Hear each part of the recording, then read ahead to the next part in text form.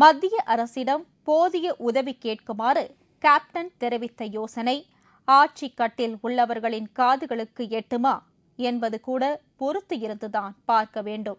ஏனென்றால் மாட மாளிகையில் இருப்பவர்களுக்கு சாமானிய மக்களின் துயர நிலை பற்றி என்ன கவலை?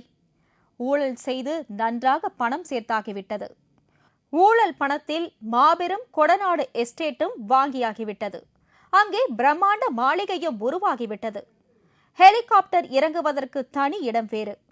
அந்த மாளிகைக்கு தனி விமானத்திலும் தனி ஹெலிகாப்டரிலும் அவர்கள் உல்லாசமாக பயணம் மேற்கொள்வதை தண்ணீருக்குள் இருந்து தத்தளிக்கும் தமிழர்கள் குழந்தை குட்டிகளோடு தங்குவதற்கு ஒரு சிறிய இடம் கிடைக்காதா என்ற ஏக்கத்தோடு பார்த்து கொண்டிருப்பதை தவிர வேறு என்ன செய்ய முடியும்?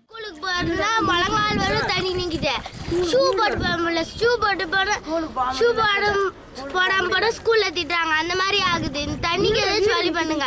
வீடு எங்க வீடு அங்க இருக்கு, அங்க வந்து பாருங்க எவ்வளவு சுத்தி சுத்தி தண்ணி நிக்குது. இந்த தண்ணிக்கு ஏதாச்சும் எல்லாம் யாருமே இது பண்ண. எங்க வீட்டுக்கு நாங்க இன்னும் போல, எங்க அத்தை வீட்டுல தான் இருக்கோம். நைட்ல இருந்தே எங்க அத்தை வீட்டுல இருக்கோம். எங்க வீட்டுல சுத்தி சுத்தி தண்ணி நிக்குது. அதிகாரிகளுடைய அலட்சிய போக்கும் அரசியல்வாதிகளுடைய சுயநலத்துக்காக இந்த இடத்துல தண்ணி வந்திருக்குது. இந்த ரேஷன் கடை உள்ள தண்ணி இது வரைக்கும் வந்ததே கிடையாது. இது இந்த வார்டுக்கு உட்பட்டது 2513 ஓட்டு. ஆனா 1153 கார்டு இருக்குது. ஆனா இந்த 1153 கார்டுக்கும் ஜனங்களும் இங்கதான் வாங்குறாங்க. ஆனா இங்கேயே இன்னைக்கு இந்த நிலைமை.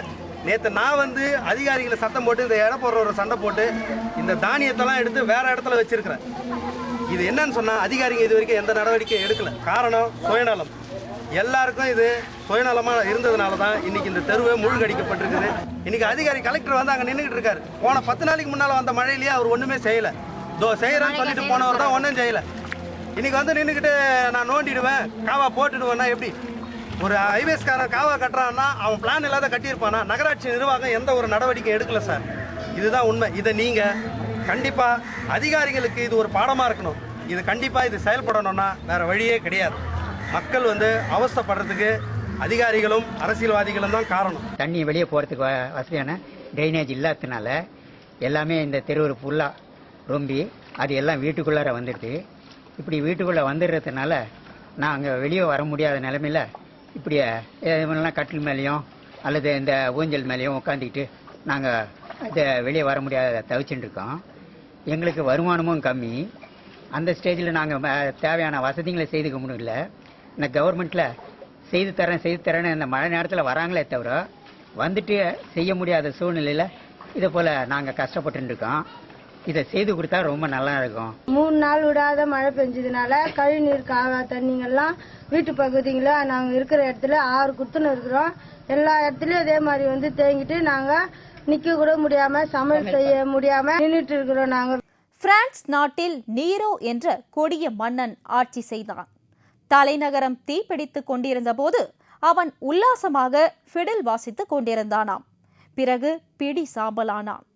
சாப்பிடுவதற்கு ரொட்டி கிடைக்கவில்லை என்று வேதனைப்பட்ட மக்களிடம் ரொட்டி கிடைக்கவில்லை என்றால் கேக் சாப்பிடுங்கள் என்று ஏளனமாக பேசிய மன்னர்களின் இறுதி நாட்கள் மகிழ்ச்சியாக இல்லை என்பதை மனதில் கொள்ள வேண்டும்.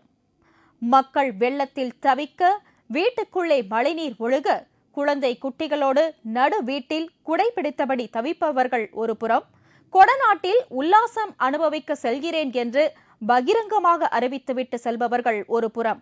இதுதான் இன்றைய தமிழகத்தின் தலையெழுத்து. ஆட்சி கட்டிலில் அமர வைத்துவிட்டார்கள் என்பதற்காக ஏழை நடுத்தர மக்களை பாதிக்கின்ற பால் விலை உயர்வு, பேருந்து கட்டண உயர்வு, இப்படி ஆட்சியாளர்களால் செயற்கை இடர்பாடுகளால் தத்தளித்துக் கொண்டிருக்கிற வேளையிலே மக்களை மீண்டும் வாட்டி வதைக்கும் இயற்கையின் இடர்பாடாக தொடர் மழையின் காரணமாக மீண்டும் தத்தளிக்கும் தமிழகமாக காட்சியளிக்கிறது. ஒவ்வொரு வருஷமும் எங்கள் மழை பெய்யும்போது பார்த்தீங்கன்னா ரொம்ப கஷ்டமாக இருக்குது. இங்கே இருக்க மக்களுக்கு இங்கேருந்து எந்த ஒரு அர்ஜென்ட்டுக்கும் ஒரு ஹாஸ்பிட்டலுக்கோ பசங்களை ஸ்கூல் எடுத்துன்னு போகிறதுக்கோ எதுவும் முடியல. பெரியவங்க வயசானவங்களாம் வச்சு ரொம்ப கஷ்டப்பட்டுருக்கிறோம். வெளியே போய் சாப்பாடுக்கு ஏதாவது வாங்கிட்டு வரணும், சமையல் பண்ணணும் அப்படின்னா ஒன்றும் பண்ண முடியல. கேஸுக்காரங்களும் வந்துட்டு இங்கே சப்ளை பண்ண முடியாமல் திரும்பி போயிட்டான். நாங்கள் வந்து தனி தீவு மாதிரி நாங்கள் இங்கே இருக்கோம். நாங்கள் ஆட்சியாளர்களும் உள்ளாட்சி பிரதிநிதிகளும் ஒரு துளி அளவு கூட கவலைப்படுவதாக தெரியவில்லை. மழை வெள்ளம் தேங்கி கிடப்பதால் அதில் கொசுக்கள் முட்டையிட்டு கொசுக்கள் உற்பத்தியாகி மக்களை கடிக்கிறது. இதனால் டெங்கு காய்ச்சல், காலரா, டைபாய்டு, சிக்கன் குனியா போன்ற பல்வேறு நோய்கள் தொற்றி உயிர் இழக்கும் அளவிற்கு சுகாதார கேடுகள் உண்டாகிறது.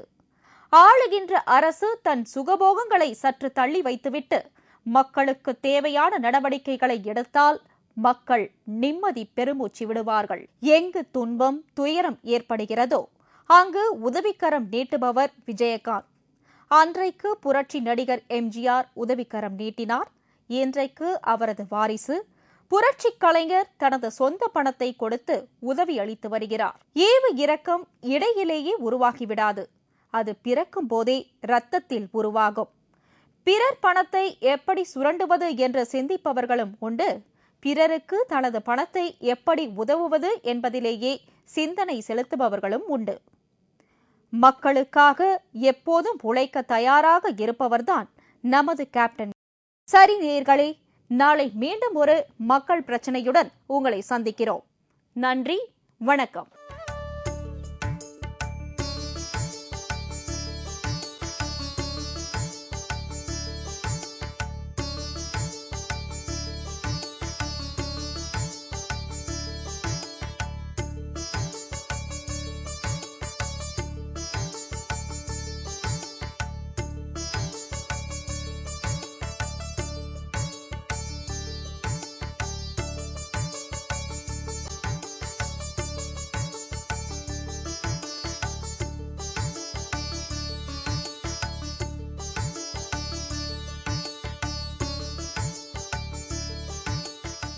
நிகழ்வுகள் குறித்தான உங்கள் கருத்துக்களை அனுப்ப வேண்டிய முகவரி: நிகழ்வுகள், கேப்டன் டிவி, தபால் பெட்டி எண் 5, வானகரம், சென்னை 95.